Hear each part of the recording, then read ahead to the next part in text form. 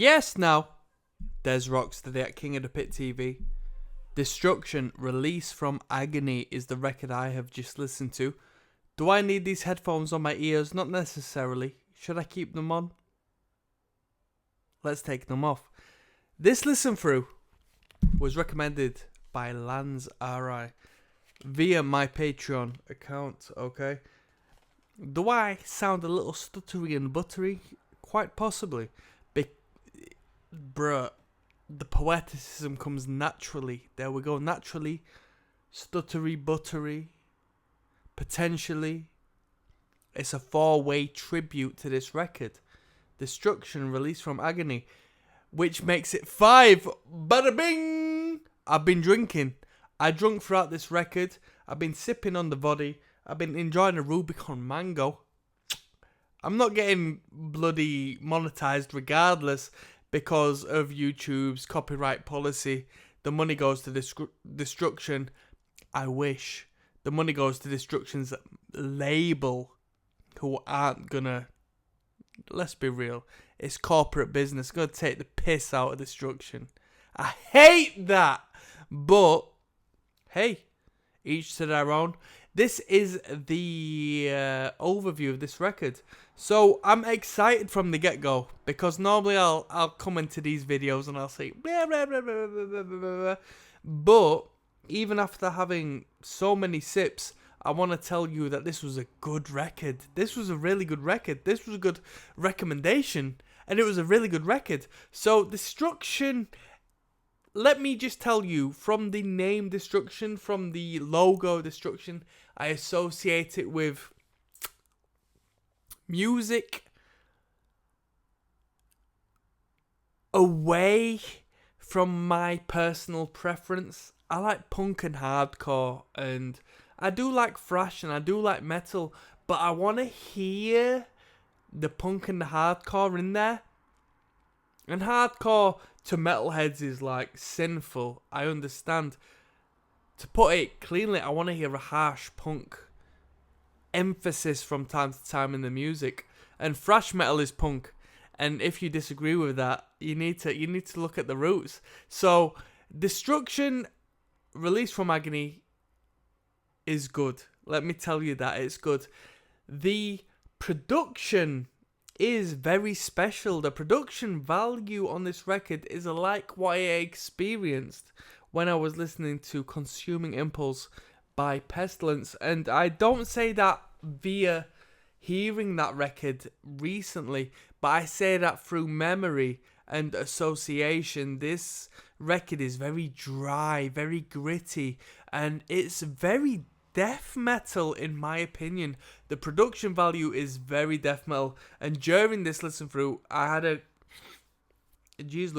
couple of text throughs to my mate who's, bruh, we're all autistic in this realm. Trust me, we've all got our special interests. If you're listening to Destruction, Release from Agony, and looking at somebody reviewing it, bruh, you know very well where you stand on the spectrum. And and I was texting my mate who's involved in a serious band, a multi-continental touring band, and within the metal, within the death metal, and he says, bro, that's a great record. It's a great record. And he referenced in particular Dissatisfied Existence. That was his, recommendation as far as this record is concerned. He says, check this out, and this sound is great. He didn't disagree with me when I said it was a death metal sound. Consuming Impulse isn't his flavour, but when I said death metal, he agreed with me. And me, even though I've listened to so much death metal and I sort of go on it, it helps to have it amplified by people who are aware in the real time. And yeah, this is death metal sound as far as the gritty, grey, dry sound. There's no, there's no reverb in the sense that it's like atmospheric or cavernous. It's like none of that nonsense. It's straight instrumental and vocal. And speaking of the vocal, I like the vocal. I can see why some people might disagree. If you're into metal music, I like it. Being into punk music, I like the expression and the higher register. I love that. I've gone from like to love. I love that. I think it's fantastic. The vocal performance did not naff me at all during this. I thought it was very good. The artwork is pristine.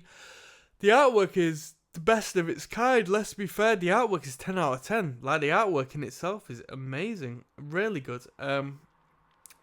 8 tracks. One of them being an introduction. 1 minute 12, Beyond Eternity. So let's call it 7 tracks.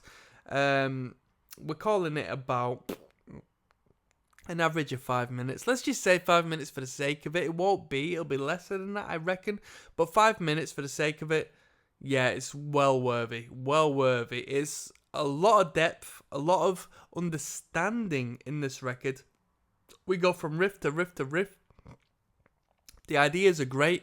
Don't get me wrong, there's some ideas that fall flat on somebody like me who just wants to hear I just want to hear that, like, consistent 24/7 every day.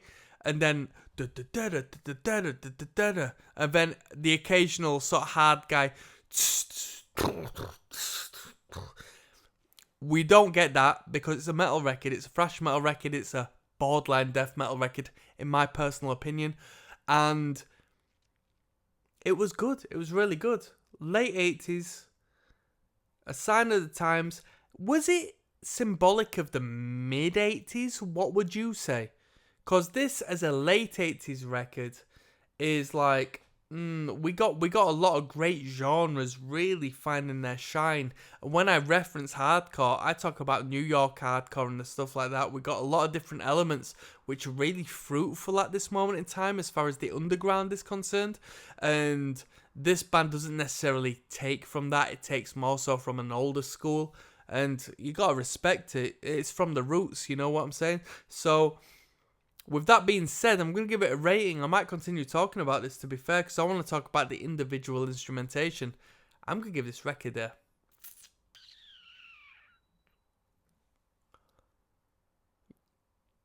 I'm going to go with the first thing that came to my mind. This is going to excite a lot of people, because I don't go this high. This isn't down to pure excitement. It's down to my acknowledgement of the quality and the consistency of the record. I'll give it an 8 out of 10. I'll give it an 8. And if you look at the acts, I've given an 8, bro. I got a lot of high praise to state as far as the 8 out of 10s are concerned.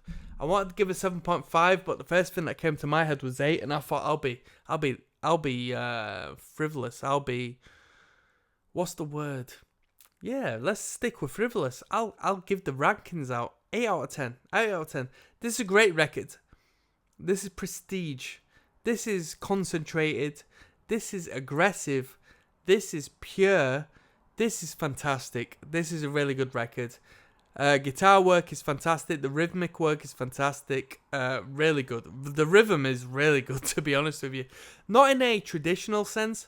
In a pop music sense, I would like it to be a little more on the line. But the band doesn't go out of its way to disturb you as a listener, which I'm pleased with. Guitar work, as far as lead guitars, really good. Bass line, yeah, it's really good. Vocal line, really good. It's not like singing songs and hooks and these melodies, which I would love to hear, but it doesn't have that. Drum work, really good. Production, hey, like I said, death metal production, dry, but it works. The most death metal production we had on a thrash record on this channel is probably Demolition Hammer, and this isn't as intense as Demolition Hammer, but it's on the borderline of Compulsing Impulse, if I was to put it there. Yeah, 8 out of 10, which is a quality thing. We're going to go onwards. We're going to look at the Wikipedia, see if there's anything interesting to comment on. We're going to look at the history of this record. I'll see you there.